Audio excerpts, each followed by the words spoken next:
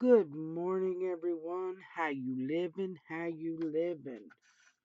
I am back as promised to show. Thanks for falling over. To show you how to turn this component into um, a, a finished piece. Uh, I was planning on doing something a little different for this, but I can only see out of one eye today, so we're going to do a ring for this. I have pink eye in my eye. It is not fun, but it is what it is. So we are going to make a ring with this piece right here. I just made this piece yesterday. Absolutely love it. I love the colors. So what you're going to need for this is Super Duos and some 11OC beads. How many you need depends on the size of ring that fits you. Now you can use um, stretchy ring. No, try that again. Stretchy string for the band, which is usually what I do. But this is for myself, so I can size it up easily for me. So I've already got my thread attached, and what you want is, I don't know if you can see that.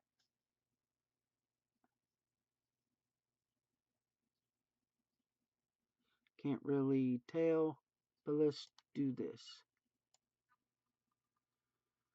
Okay, what you want is you want to come out of one of these seed beads, and oh, so let's see here. Like I said, I'm doing this with one eye. It's not the ideal situation, but we're going to do it. I'm going to test my talents today. So you want to come out of one of the seed beads, and you're going to connect your ring band to two seed beads and a duo. Okay, so I'm going to take this there. So what you're going to do is very simple. Pick up a seed bead and a duo. And again, you want to make sure that your holes are clear. That way, when you go to do your other side, you don't have to redo your band, take everything off because one of your holes are not clear. So you're going to do this for the length that you need your band for it to fit you or whoever. So you're just going to keep picking up the seed bead and duo until you get to that length. Usually for like a 7.5, which is about what I am, you need about 20 super duos. Um, but then, but also you got to take in consideration the how big your component is. So that is what I don't know how many I put on there. What also helps is to have a ring mandolin. I've had this one for years. So this is how I'm going to size my ring today. What I use all the time to size my rings when I'm making for myself or when I'm using thread instead of stretchy string. Um, I prefer stretchy string when I'm making it for a customer. That way, there's no mistake on how big uh, on this the size your ring is. So I'm going for about a 7.5. So you just wrap your band. Okay. So you take and put your component on the size that you need and you wrap the band around. And that is just about right. Now I'm going to add another seed bead and duo on there, because when you go to do the other side, it'll kind of tighten it up a little bit and it won't be the size that you're seeing now. So you always want to add, at least I do, one extra on. So another seed bead and another duo, and then pick up seed bead, and then you want your band to be go directly across from where you're at. So mine is going to go in the seed bead, the duo, and then the seed bead.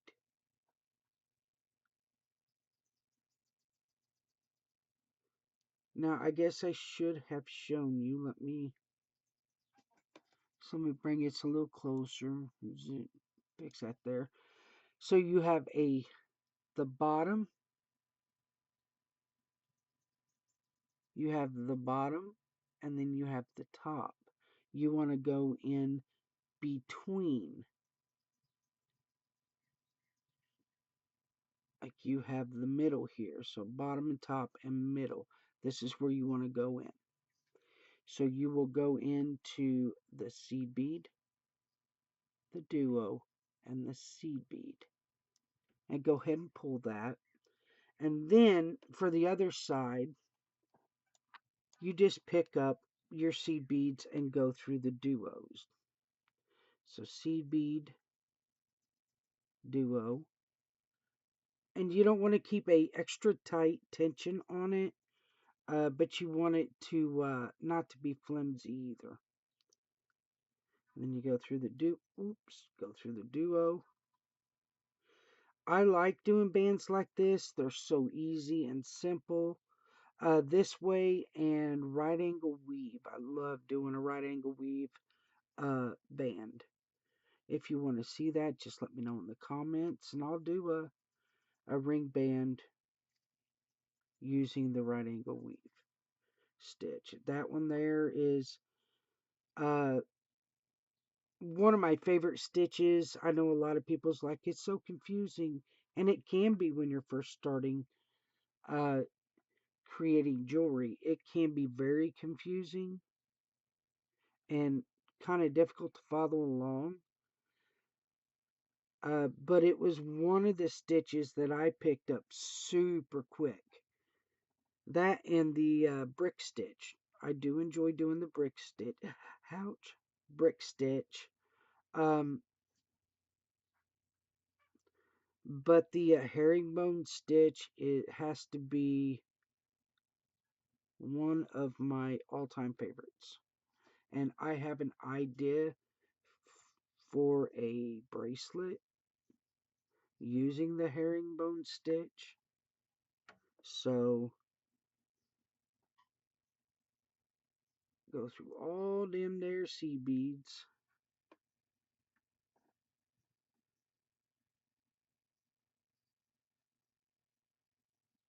And then, ooh, I can't see it. Okay, make sure you pull that.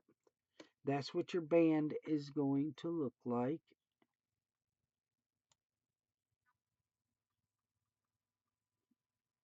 That's what your band's going to look like.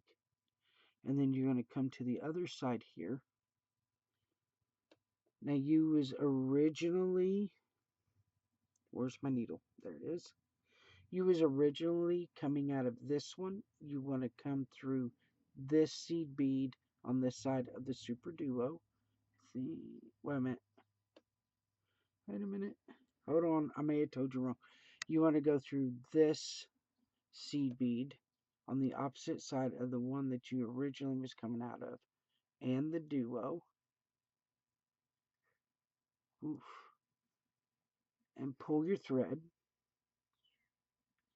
and your ring band should sit like, well, it would sit right if I would have added the other, seed bead. So let me back out of this. Okay. Add your seed bead and then go through the seed bead and the duo. And if you can go through that other seed bead, there we go, then I would. And you want to pull it, give it a good uh give it a good tug. There you go. Now go back down through all of the seed beads and the duos. And I'm going to go go back through all the band again, and that just I'd rather have 2 or 3 passes through and know that my piece I just created is good and secure than just having one thread pass and then it break. And make sure you pull that too. You want to make sure you pull it, have a good tension. You don't want a flimsy ring band, or too flimsy, that is.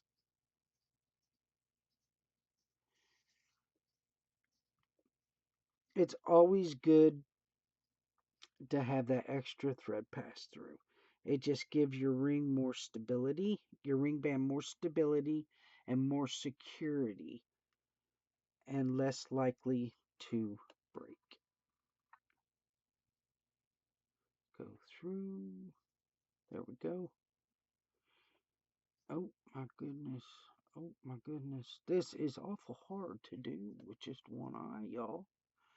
Then you want to go back through the uh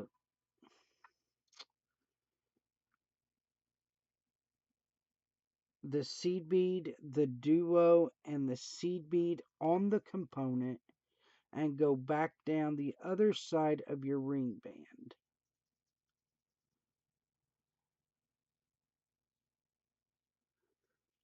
There we go. And then just go straight on back down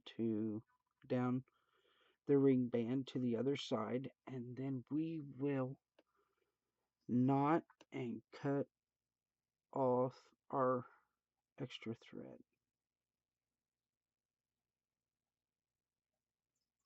So I hope y'all had a good weekend. I had a really good weekend. Um, we, my husband and I went to Grotzel's Friday, which was really nice because we never do anything at all with just us. So, and then Saturday we didn't do anything. I cleaned up my house a little bit and just hung out at home. Which hanging out at home, ooh, tangle myself. Hanging out at home is a good thing when you have a busy week. All right, now we've reached the top. Go through your C beads and your 11 and duo. Pull it through. Then you want to take your thread and go in between. Oof. Here, let's go through the. Let's do it down the ring band. Just make it a little bit easier on me. Now you can go through the piece and add some half hitch knots. I'm going through the ring band because it just makes it easier for me to see it. Ouch. Without stabbing myself with the needle. Oh my goodness, you guys. Go through. There we go. And then you go in between the beads on that thread there. Let me get a little closer here. Like that. Pull your thread, leave a loop, go through the loop. Oh, sorry. And pull it. And you have a half hitched knot. Now you want to go through some more beads. Somewhere. There we go. And you want to make sure you tug out a little bit so the knot is in the bead. That way you don't it's secure there. Again, go in between the beads, catch that thread, the thread line, make a knot, and pull. Go through a few more beads. You never want to cut your thread at the knot, because then you take a chance of cutting the knot, and that just pretty much bites, because you know you have to redo it all. And I've done that, and I just hate it. So now we need 2 scissors. I need a new pair of scissors. And you want to cut the thread. And now, let me take this ring off. Now you have a brand new, beautiful ring. I absolutely love this ring. I love purple. Get a little closer. Let's zoom in a little bit. There we go. A beautiful new ring. Love it, love it. And the band fits comfortable, and it feels really good on the finger. So there is my Dragon's Eye ring. I hope you guys enjoyed this video. I know it's short, but I didn't want to make this piece over again since I've already done a video on it. So if you like this, y'all, leave me a comment down below. Tell me what you like about it. Give me a thumbs up. Subscribe if you have not. And I will be back with another video. I'm not sure what my next tutorial will be. That will just depend. So if there's anything you specifically want to see, let me know in the comments, y'all. So thank you for being here. Hope you guys have a great rest of your day. Bye.